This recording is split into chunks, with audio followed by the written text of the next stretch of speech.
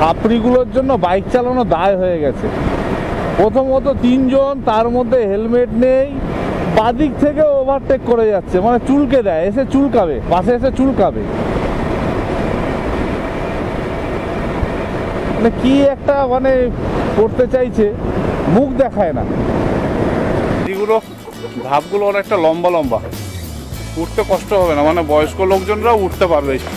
তো আমার সামনেই রয়েছে ওয়াটারফলটা, আর আওয়াজও ভালো, আওয়াজ শুনে মনে হচ্ছে বেশ বড় হবে। নিচে গেলে তো লোকজন আছে কম বেশি, সকালবেলার টাইম, তবে লাগছে ভালো জায়গাটা। গুড মর্নিং, ফিরে আসলাম আবার একটা নতুন ভিডিও নিয়ে। ভাবলাম তোমাদের সঙ্গে জিনিসগুলো শেয়ার করা দরকার আছে, যেহেতু কেওনঝরে আছি আর সবে ফ্রেশ হলাম। গোছগাছ চলছে, ভেতরে সবাই গোছগাছ করছে, তো ভাবলাম একটু বাগানটা হাঁটি। আর ভেতরের জায়গাটা যেহেতু খুব সুন্দর না, মানে সকালবেলা ভোরবেলা উঠে হাঁটতে ভালো লাগে। আজকে যাব সানাঘাগরা, সানাঘাগরা ওয়াটারফল, আর সানাঘাগরা একটা পার্ক মতন আছে, ওটা দেখব। কেওনঝরের ট্রিপ আমাদের বেশ ভালোই হচ্ছে। কোনো সময় যদি আসার ইচ্ছা হয় কেওনঝর, এই জায়গাটা বুক করো, এইখানে এসে থেকো। এটা ফরেস্ট ডিপার্টমেন্টের, কালকে দেখিয়েছি, মানে আগের ভিডিওতে তোমাদের দেখিয়েছি। তো ফরেস্ট ডিপার্টমেন্টের এই বাংলোগুলো খুব অল্প পয়সায় পাওয়া যায়। আমরা যে রুমটাতে আছি 8 জনের ক্যাপাসিটি, 8 জন থাকি আমরা রুমটাতে। 2500 টাকা পার ডে, 8 জন আছি, ওই 300 টাকা করে পার ডে পড়ছে। ভালো, এত সস্তায় এইসব জায়গায়, এইসব বাংলোয়, ফরেস্ট বাংলোয় থাকা মজাই আলাদা। Sanaghagra nature ক্যাম্পকে tata bye bye জানিয়ে চললাম এবার বাড়ির দিকে। আর সানাঘাগরা ওয়াটারফলটা তোমাদের সঙ্গে শেয়ার করব, আমি নিজেও দেখব, তোমাদেরকে দেখাবো। আজকের রাইড হচ্ছে প্রায় 370 কিলোমিটার হবে, অসুবিধা নেই। তবে বন্ধুরা, আমার এই কেওনঝর ট্রিপে সবথেকে বেশি ভালো লেগেছে, আমি দুটো জায়গার নাম বলে দিই। সেটা হচ্ছে গিয়ে কানঝারি ড্যাম আর সীতাভিঞ্জি। যদি কেউ আসো কেওনঝর, মানে আসার ইচ্ছা হয়, প্ল্যান করো, এই দুটো জায়গা মিস করবে না। চেষ্টা করবে কানঝারি ড্যামটা সানসেটের সময় যাওয়ার, আর সীতাভিঞ্জিটা দুপুর দুপুর বা সকাল সকাল ঢুকতে পারো। শুধু গিয়ে একবার দেখে আসবে। আমাদের ফরেস্ট বাংলো থেকে সানাঘাগরা ওয়াটারফলের দূরত্ব হচ্ছে খুব বেশি হলে 500 মিটার। তো এই হলো মেন গেট, ভেতরে বাইক নিয়ে যাওয়া বারণ, হেঁটে ঢুকতে হবে। গাড়িটা পার্ক করে দিয়ে আসি। তো বন্ধু, ঢুকে গেছি সানাঘাগরার ওই ওয়াটারফলের মেন গেট থেকে ভেতরে। আর ভেতরে এইখানটা বেশ ছান টান দিয়ে বাঁধানো, পাথর দিয়ে। আর এখানটা লেখা আছে সানাঘাগরাতে এসে কী কী দেখতে পারবে, মানে distance of different tourist place from Sanaghagra. প্রচুর স্পট আছে দেখার মতো, মোটামুটি 20-25খানা স্পট হবে। তো সব তো একবার দেখে শেষ করা যায় না, তো আস্তে আস্তে আসতে হবে, আস্তে আস্তে করতে হবে। ওখানে একটা লেক আছে, লেকের জলে বোটিং চলছে। এই দিক থেকে লেকের দিক দিয়ে হেঁটে আসলাম, আর এটা হচ্ছে ওয়াটারফল যাওয়ার রাস্তা। এখান থেকে হালকা একটু ওপর দিকে উঠতে হয়, ওই সিঁড়ি দিয়ে উপরে উঠতে হবে। জায়গাটা ভালো, নিস্তব্ধ, নিরিবিলি, ফরেস্ট এরিয়া। তো ফরেস্ট এরিয়া যেরকম হয় আর কি।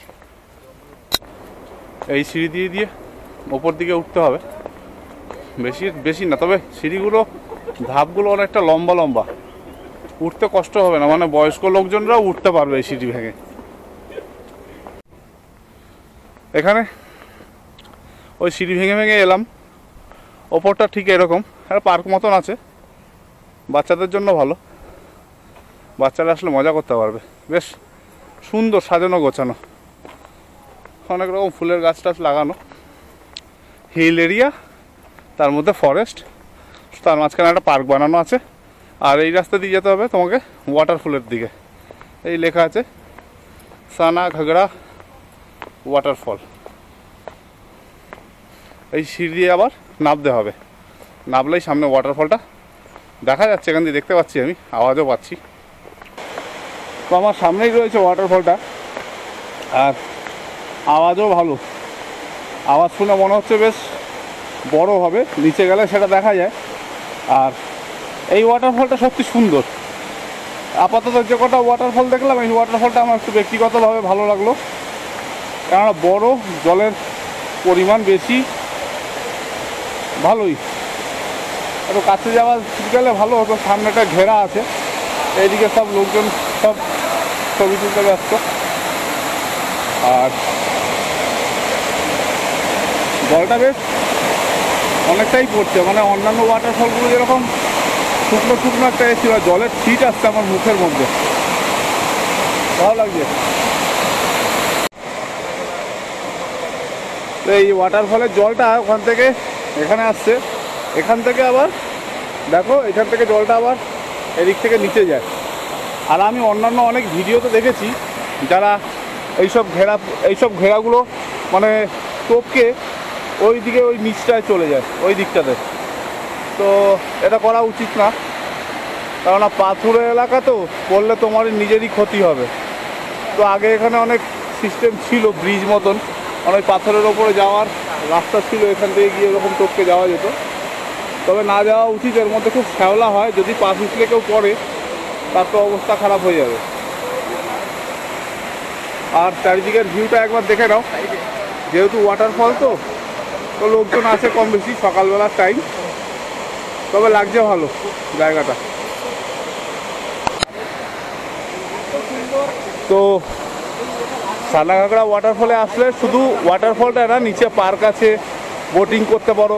এই জায়গাটা ভালো, এই জায়গাটা বেশ বড়, 15 টাকা মাত্র টিকিট। আসলে পরে অনেক করার অনেক কিছু আছে, মানে বোটিং আছে, ভেতরে পার্ক আছে বাচ্চাদের খেলার জন্য।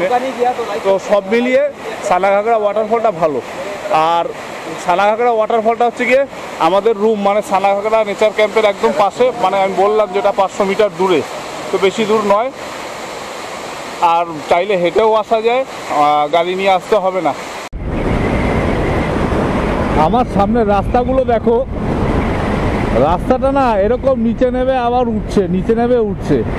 পুরো কেওনঝড়ের রাস্তাটা এরকমই পাবে, আর দুধারে ফরেস্ট আর রাস্তা সিনিক।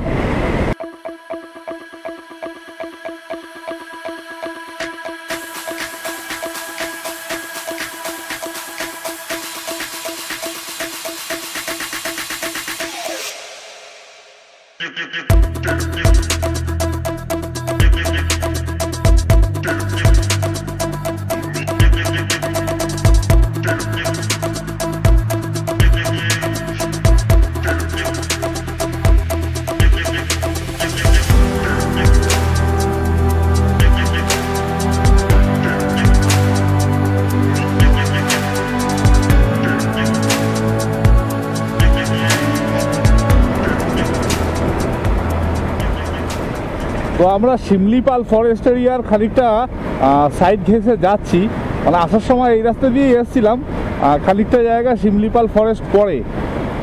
তো শিমলিপাল ফরেস্ট একটু প্ল্যান করব আসার, কেননা উড়িষ্যাতে প্রচুর হিডেন জেমস আছে, সেগুলো এক্সপ্লোর করার আমার খুব ইচ্ছে।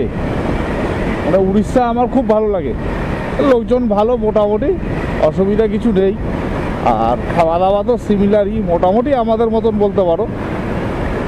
তো আমরা যাওয়া দিন এইসব জায়গায় দাঁড়িয়ে একটু ছবি তুলে গেছিলাম। তো আমার এই বাদিকেই ফরেস্ট এরিয়া সব শুরু, এখান থেকে শুরু আর কি, এদিকে ভেতর অবধি। দেখো এই সামনেটা শাল গাছ সব, কিন্তু চোখা চোখা সব, দেখলে মনে হয় দূর থেকে যেন পাইন গাছ। আমার ডান দিকে আর বাদিকে পুরোটাই জঙ্গল।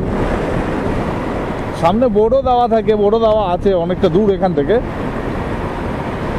শিমলিপাল বলে। তো এটা একদম সাইড ঘেঁষা। আমি পরে একটু রিসার্চ করলাম ব্যাপারটাকে নিয়ে, পুরোপুরি শিমলিপালের ওপর থেকে এই রাস্তাটা নয়, শিমলিপালের একটা সাইড ঘেঁষা। সামনের পাহাড়গুলো দেখো, পয়সা উসুল। আর যদি বলো পয়সার কথা, আর একটা জিনিস বলে দিই, সেটা হচ্ছে গিয়ে আমাদের এই ট্রিপে তেল বাদে রুম ভাড়া এবং খাওয়া দাওয়া বাবদ এক একজনের 1270 টাকা করে পড়লো। অনেক কম, সেটাই ভালো করেই বুঝতে পারছো। আর তেল যদি বলো, আমার বাইকে ওই মোটামুটি 2200 বা 2100 সামথিং লেগেছে টোটাল, আর যা ভরেছি আর কি। আর মোটামুটি বাড়ি চলে গিয়েও খানিকটা তেল হয়তো ব্যালেন্স থাকবে। তো এবার হিসাব করে নাও।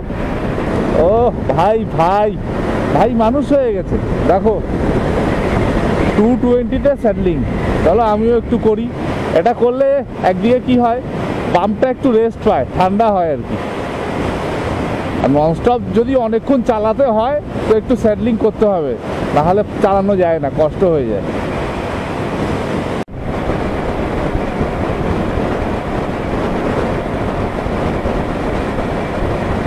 বাংরিপোষি এখান থেকে আর মাত্র 7 বা 6 কিলোমিটার।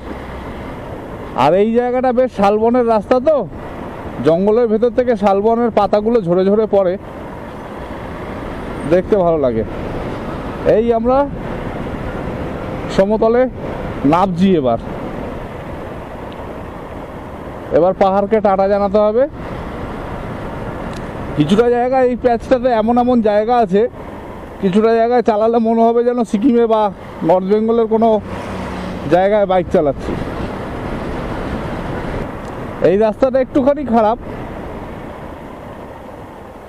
মানে একটুই খারাপ, সামান্য।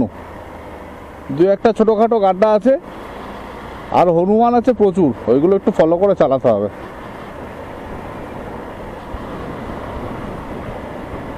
কিন্তু পাহাড়ে কেন বাম্পার দিয়েছে সেটাই আমি ভাবছি।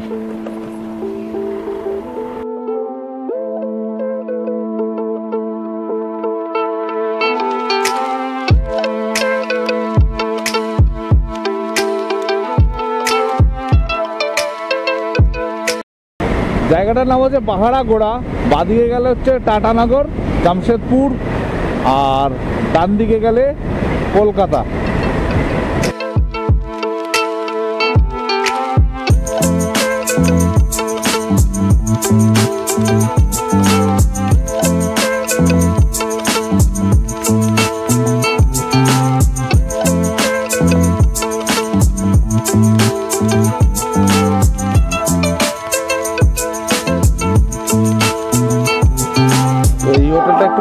দাঁড়িয়েছিলাম কেননা 3:10 হয়ে গেছিল, আর এখন বাজে 4:10। রেস্ট নিলাম অনেকক্ষণ। তো হোটেলটার খাবারের কোয়ালিটিটা এতটাই জঘন্য, কিছু দেখালাম না তোমাদেরকে। ডিমের অমলেট, মাছ, মাংস সবই নিয়েছিলাম, সব ভাগযোগ করে খেলাম সবাই মিলে। তো খাবার খুব খারাপ ভাই। এই খড়গপুর চৌরঙ্গি এখান থেকে ডান দিকে একটুখানি রাস্তা। তো চলো এগোই।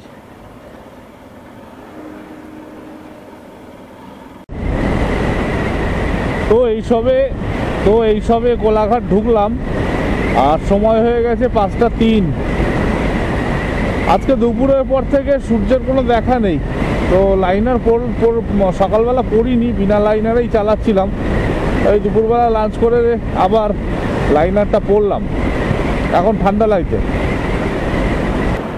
আমার আজকে বাড়ি ফিরতে ফিরতে মোটামুটি 7টা বেজে যাবে। আর ওয়েদারটা যেন কেমন মানে ভালো না, মানে মেঘলা মেঘলা, তার মধ্যে ফগি ভাব একটা।